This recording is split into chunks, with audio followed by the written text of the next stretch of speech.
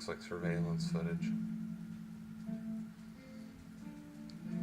Somebody's about to cheat on somebody. Alright, well, we got, apparently there's a little bit of a sleepover. Hello, Poochies. Going on here. We sort of interrupted the afternoon nap. A couple of these dogs know me, a couple of them don't. And they got straight Bambi on this composite floor.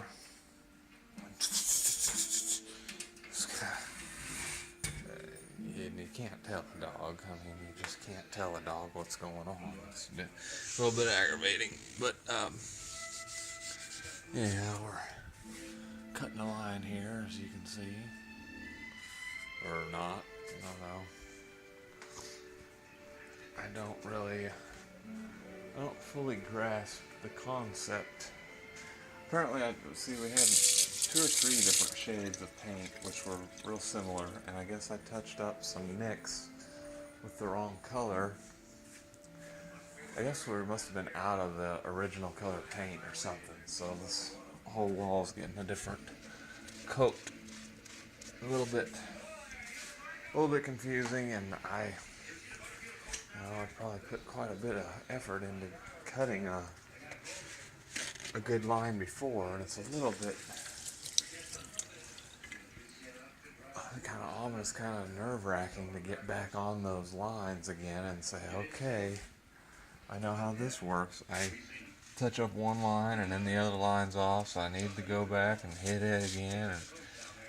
And I have hunkered in and spent many hours, and several times just ended up getting a little tiny painter's, like Bob Ross brush, only smaller model brush, and just said, this is how I'm going to do it, you know. Hunker in here and get some Cosmo on the earphones or whatever. Hello, Pooch. Hi. Okay.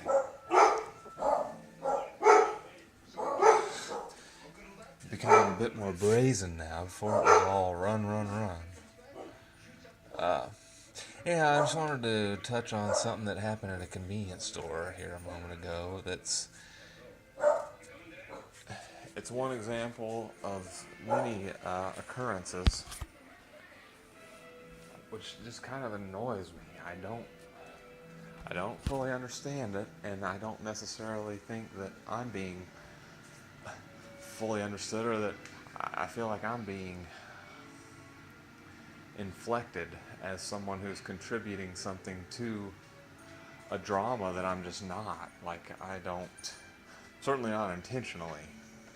But anyways, I pop into this convenience store, and there's this gal working in there. I think she's got a twin sister or something.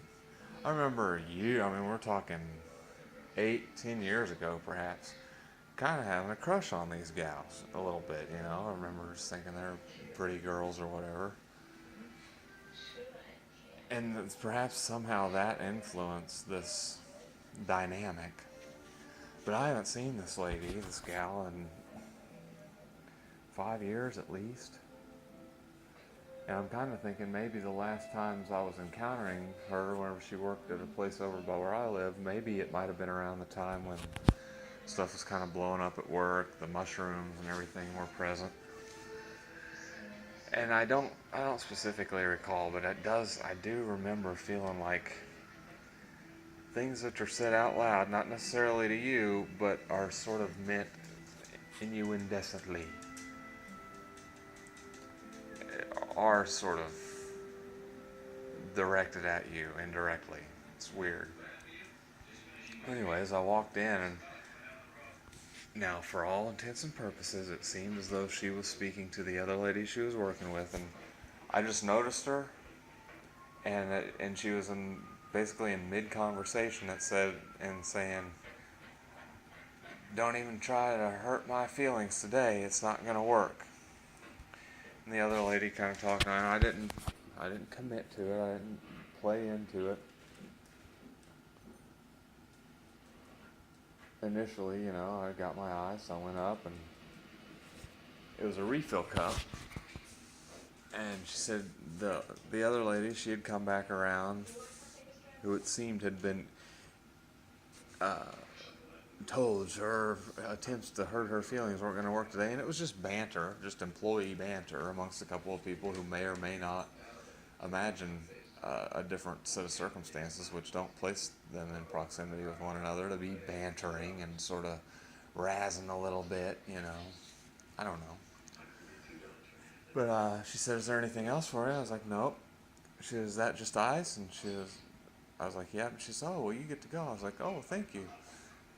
And that lady started to say thank you, and the other woman, she's like, "Thank you," like all sassy. And I just kind of was walking, and she's like, "I'm just kidding." And again, it's one of these things.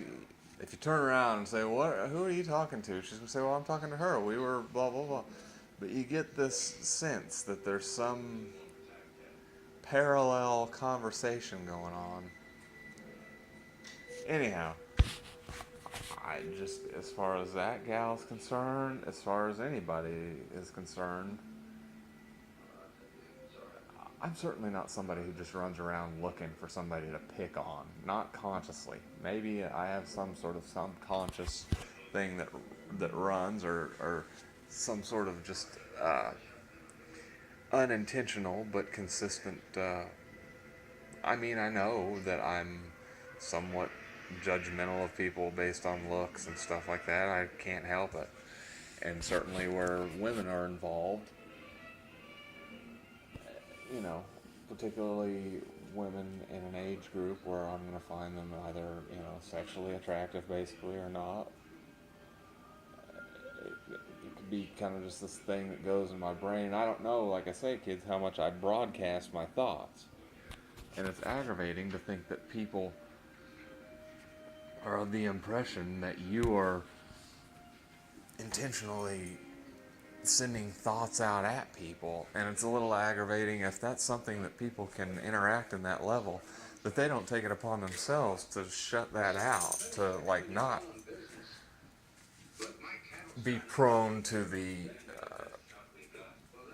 judgment and stuff of people as they walk around throughout their day. I don't pick that stuff up, really. I don't get that. And it's aggravating because the more and more I become aware of it, it's a result of these conflictive, sort of nitpicky, sarcastic,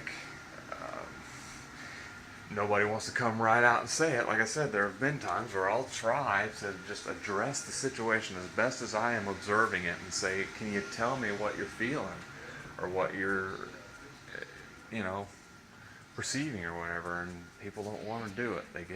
They shell up kind of a little bit, and they go back into this place where, "Oh, well, you must know and I must know." And I don't know. But to that lady, I'm sorry. I always thought you were kind of an attractive gal. I knew you've got a sister around as well. She's a pretty girl. I think maybe you're twins or something. And you both got some freaking hooters. What can I say? Uh, but at some point, I became cognizant that one or the other of them had a boyfriend or something. And I'm sure this gal, she's probably got her whole family dynamic or whatever. I don't mean to be pervy or anything like that, and it's not like I sit there and ogle these folks, but I think somehow the wires got crossed and stuff isn't necessarily coming through as it may or may not be even present to be broadcast, I guess. I don't know. So maybe this reflects with something you encounter, kids, these unseen, unspoken situations where, once again, I'm sorry, the base level, the flour in this batter is us being in situations where we may say that it's where we want to be as compared to a less productive place, or, you know, if you don't have a job and you're stuck in this bad situation, well, then you want this job. Basically what I'm saying, though, is the base in this mix, the flour in this batter is us being forced into community, which isn't necessarily what we as individuals want for ourselves. Sorry. It's just how it is. All of you win the lottery. I don't know how many of you are going to continue going back to work, but winning the lottery is a common dream, and I think a lot of that independence from community is what you would sort of long for in that situation. So just some stuff to think about here on How's This Mini. Got this line cut. Now we're gonna see if we can't. Oh, we gotta cut the window. All right.